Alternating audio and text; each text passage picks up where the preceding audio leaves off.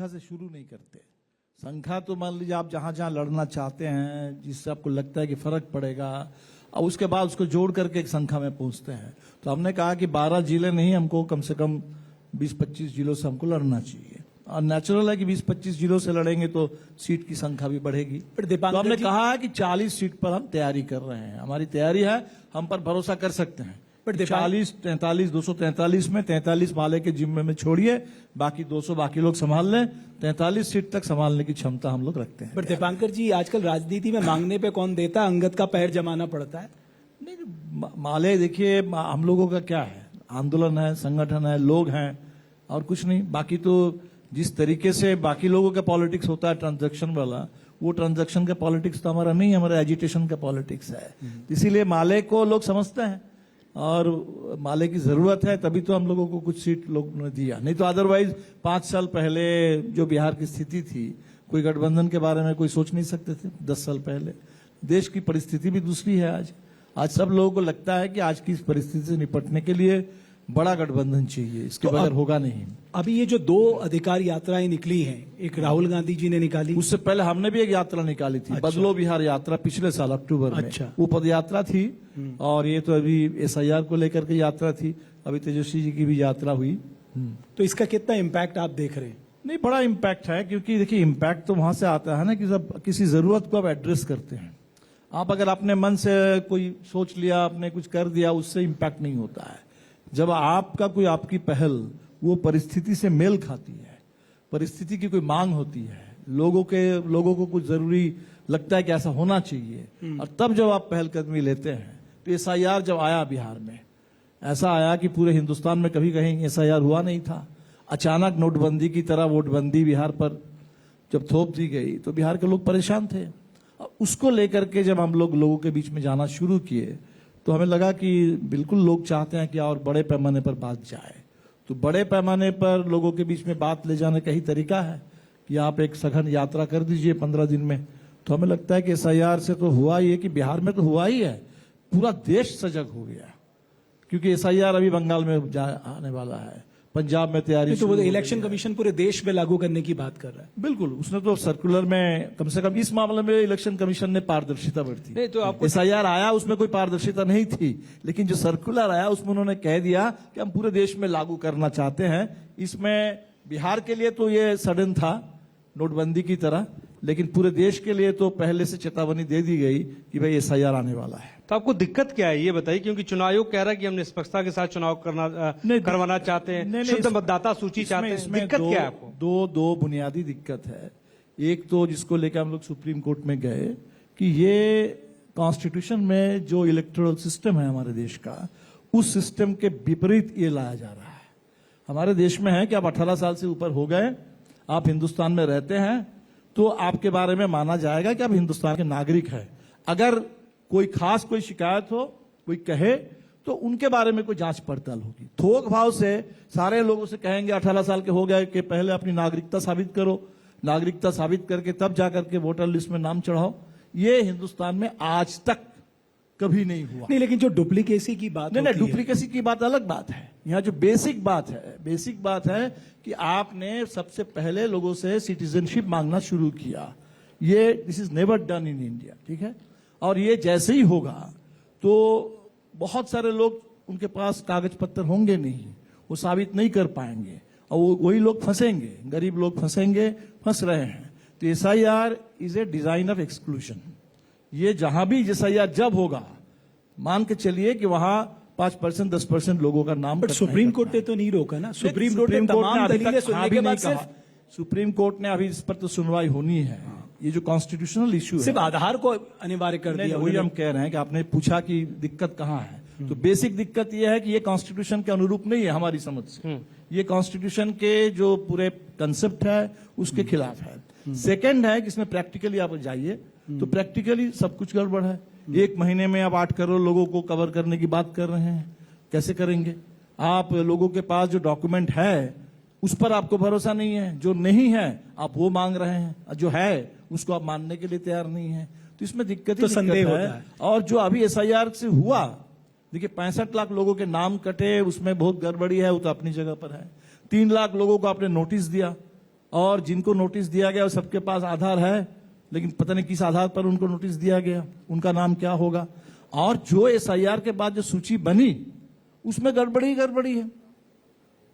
चुनाव आयोग का अपना प्रोटोकॉल कहता है कि किसी एक घर में अगर 10 से ज्यादा, एक पते पर 10 से ज्यादा मतदाता है तो उसमें थोड़ा वेरीफाई कर लेना चाहिए कहीं गड़बड़ी तो नहीं है कुछ, क्योंकि 10 से ज्यादा बहुत ज्यादा संख्या है।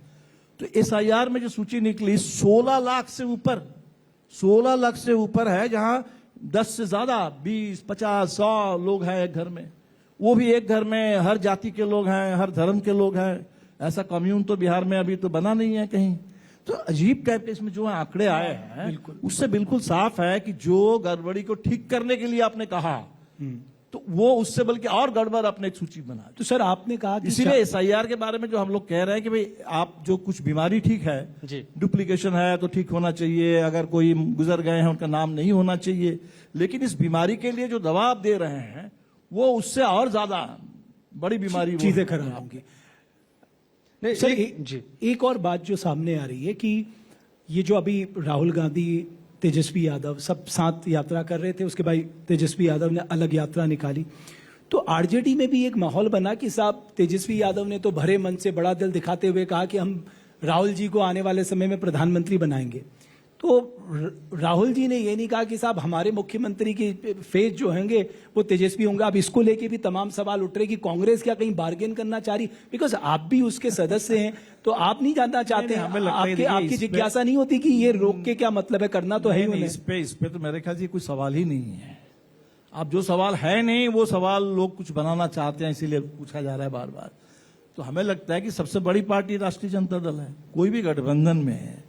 अगर कोई ऐसी परिस्थिति हो, कोई देवेगौड़ा प्रधानमंत्री बने, वो एक बहुत एक्सेप्शनल सिचुएशन है।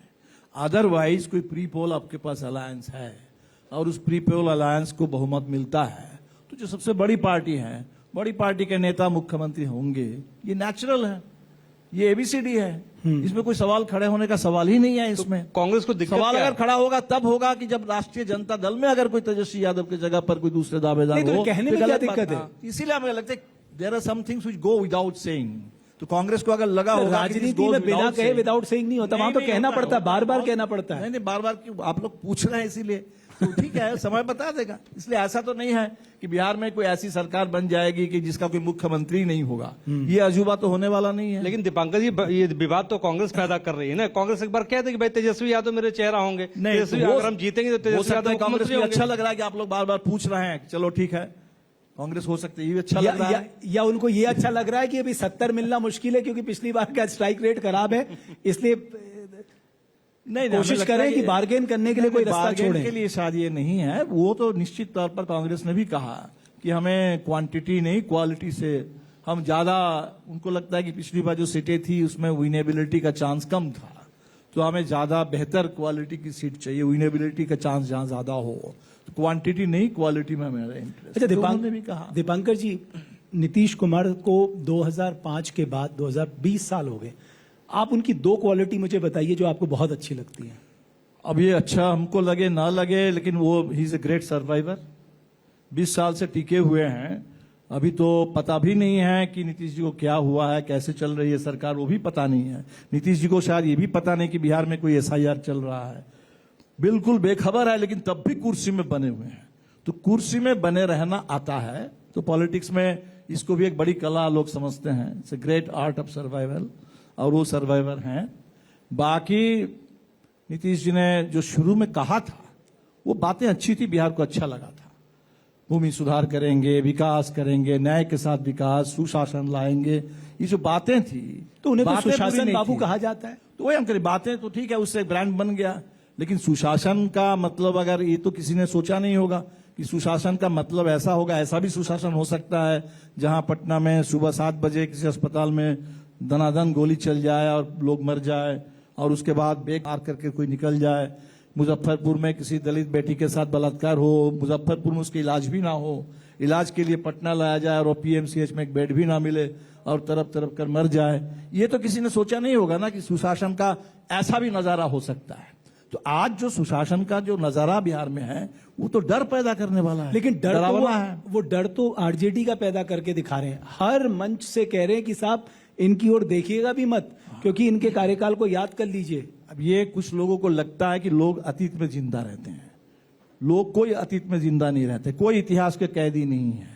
तब तो अब इतिहास में हमेशा वो याद करते करते पूरी जिंदगी आपकी चली जाएगी। लोग वर्तमान में जीते हैं, भविष्य के बारे में सोचते हैं। तो लोगों को जो समझाने की कोशिश हो रही है कि ऐसा था वैसा था, तो वो जो आप बोल रहे हैं, तो लोगों को पता है कि ऐसा वैसा जो भी रहा होगा। आज के जो बिहार के जेनजी हैं, ठीक है, उनको तो लालू जी के बारे में पता भी नहीं है क्या था नहीं था, ठीक है। तो हमें लगता है कि आज जो लोग देख रहे हैं, तो लोगों को यही लग रहा है कि अगर वो जंगल राज रहा हुआ तो आज तो महाजंगल राज है। तब लोग यही कहेंगे कि अगर वो जंगल था तो आज तो महाजंगल में हम लोग फंसे हुए हैं। तो एक और बात जो आती है कि वो केवल सुशासन की बात नहीं कर रहे हैं। आप देखिए कितने सारे कैश ट्रांसफर कर रहे हैं महिला वोटर्स के लिए, ग्रेजुएट्स के लिए, महिलाओं को 10,000 रुपए देने की बात की है, सेविकाओं के पैसे बढ़ा दिए हैं उन्होंने, देखिए उनका पेंशन बढ़ा दी है 400 से 1100 कर दी है। स्टाइल क्या है उनका? जो स्टाइल है कि बिहार में, देखिए डेमोक्रेसी में मैं मानता हूं कि डेमोक्रेसी में बहुत इंपॉर्टेंट चीज है कि लोग जब कोई मांगेंगे, आप उस मांग को तत्काल पूरा कर सकते हैं, नहीं कर सकते हैं, लेकिन शांतिपूर्ण ढंग से लोकतांत्रिक कोई आंदोलन हो रहा है, आपको उसकी बात सुननी होगी, उससे बात करनी होगी। नीतीश जी जिस तरह से सरकार चलाए हैं बिहार में, तो वो कभी किसी एजिटेशन, किसी डेलीगेशन, किसी से कभी मिले नहीं है। अभी देखिए एक वीडियो हमारे साथी लोग दिखा रहे हैं बिहार विधानसभा में, जब हम लोगों ने जमीन की बात की, नीतीश जी ने कहा कि अरे माले वालों का तो काम ही है जमीन जमीन करते रहना, तो जमीन क्या हम आसमान से ले आएंगे? और अभी अदानी को 1050 एकड़ जमीन दे रहे हैं। हम अगर 10 डिसमिल 20 डिसमिल जमीन की बात कर रहे हैं गरीबों के लिए, आप कह रहे हैं जमीन के आसमान से ले आएंगे और उनके लिए आपको जमीन मिल रहा है। मोदी जी कह रहे हैं कि एक पेड़ मां के नाम, 10 लाख पेड़ काट दिए जा रहे हैं पीर पैंती में। तो ये जो लोग बिहार में, किसी की बात इन लोगों ने सुनी नहीं, कभी किसी की बात नहीं सुनी। और जब उनको लग गया कि भाई अगर बिल्कुल नहीं सुनेंगे तो हम वोट मांगने लायक भी नहीं रह जाएंगे,